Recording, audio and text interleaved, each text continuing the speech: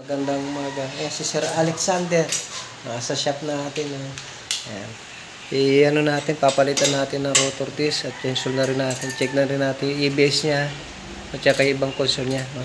Ayan. Mitsubishi Mirage.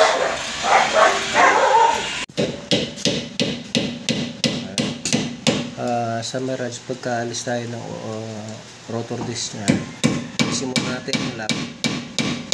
Bukay muna natin yung pinalo para sa ganun na tanggal natin yung center bolt. Ito yung ating center bolt, makita nyo nakalubog. Papaluin natin palabas para maalis natin mamaya.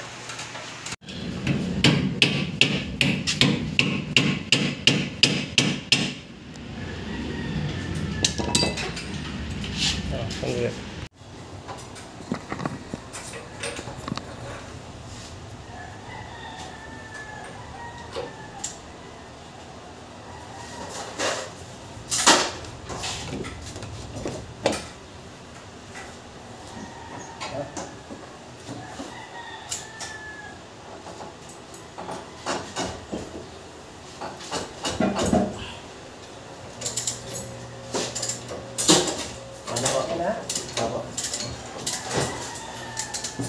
Sumasabay ba?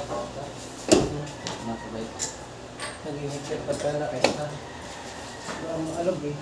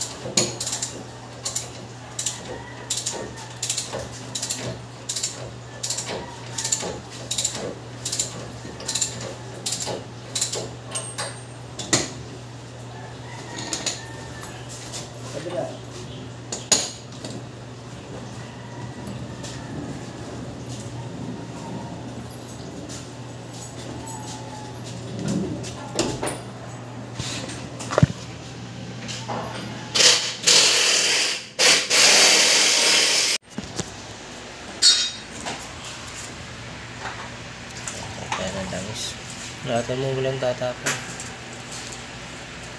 So ayan, bago na yung rotor disc niya. Pero syempre yung ating brake caliper kailangan natin itulak yan kasi hindi kakasya, hindi papasok, makapal yung rotor disc na bago. So ayan mga kadyan, okay na yung ating rotor disc. Naikabit na natin, chainsaw na rin natin. Lalagyan na natin yung bagong lens. Okay. Fully synthetic nilagay natin. Mga kadyak ko, ini-scan na ng kasama natin. Kasi merong ABS to na problema. Check natin kung saang gulong, no? Ayan. Ayan, naka-on na. Patay natin. Ito na yung sasakyan na sir. Sir, tingin. Okay. Para so naayos na natin yung kanyang rotor disc na palitan na natin ng bago. Tapos nabigyan na rin natin siya ng recommendation yung mga ibang gagawin. So unti-unti na lang siya. Ayos na ito. Mirage G4. Si sir, pag-test kami ni sir.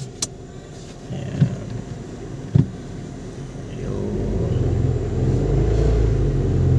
Kanan. Yan. Yun.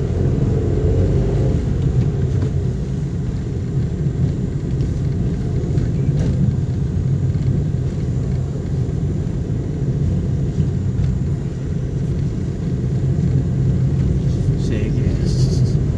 Try ka magpreno sir ha.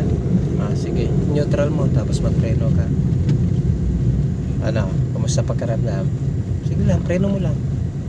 Okay. Ganda na? Ganda na. Sige na, diretso na tayo. Ayos na. Oxygen sensor na lang, sir. Tsaka yung ABS natin. Unahin natin yung ABS din. Para walang nakailaw dyan na sa dashboard.